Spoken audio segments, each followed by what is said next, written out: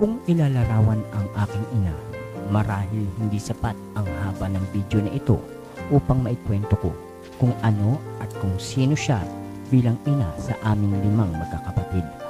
Pero kung bibigyan man ako ng pagkakataon, paripagmalaki sa lahat kung ano at kung paano siya naging mabuting magulang sa amin, heto, pakinggan nyo. Major Rosalyn Solsoloy C. Yan ang pangalan ng aking ina bilang isang mabuti at tapat na pulis sa kanyang henerasyon. Mrs. Rosalyn Solsoloy C. naman bilang simpleng ina ngunit mahigpit sa pagiging ina. Alam nyo kung bakit ko nasabing mahigpit? Kasi natuto kaming umunawa, natuto kaming magpahalaga, gumalang, makisama, sumunod sa utos ng magulang, at higit sa lahat, natuto kaming magmahal ng buo at tapat sa aming kapwa. Ang pagiging mahigpit niya ay hindi katulad ng nakasanayan nating higpit na sinasabi ng iba. Yung tipong palo dito, palo doon. Bawal dito, bawal doon. Oh, no, no, no, no, no. Hindi ganyan ang aming ina. Dahil imbis na pagbuhatan na kami ng kamay, ay dinadaan niya ito sa realidad. Halimbawa, kung gusto niya kaming matutong gumalang, ipinapakita niya ito sa amin. Yung tipo bang di niya kinakailangan pang sabihin pa.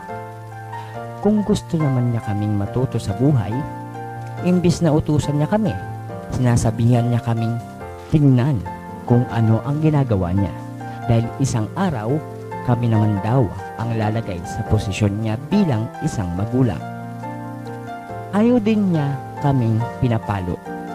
Ayaw niya kaming nasasaktan pagka may mali siyang nakikita na ginagawa namin. Alam niyo kung bakit?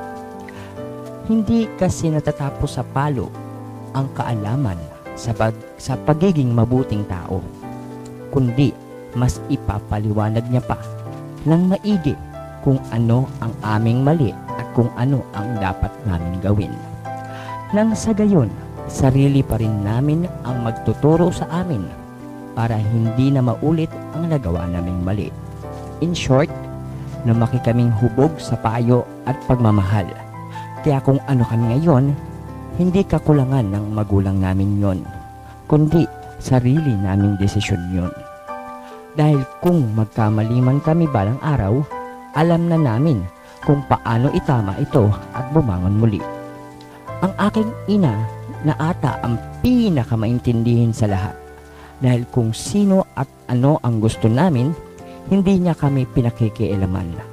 Nang sa ganon, hindi namin masabi na nagkulang siya sa amin pag nagkamali kami. Alam nyo, mas naintindihan ko na ngayon ang salitang love yourself. Dahil sabi nga ni Mama, hindi niya saklaw ang magiging desisyon namin balang araw. Dahil in the end of the day, sarili pa rin namin ang magdedesisyon para sa buhay namin. Kaya masasabi kong walang katulad ang nanay ko. Dahil kahit mataas ang narating niya sa buhay, hindi niya ito ginamit para magyabang o maging mayabang kami. Ni ayaw nga niyang pinapakilala siya ng major kundi Rose na lang. Kasi yun ang palayaw niya. Kaya pinagmamalaki ko ang aking ina kasi ginawa niya ang lahat ng kanyang makakaya bilang isang mabuting magulang. I'm proud of you, Ma. Or allow me to say this, we are all proud of you, Ma. Happy birthday, Ma. And we love you so, so much.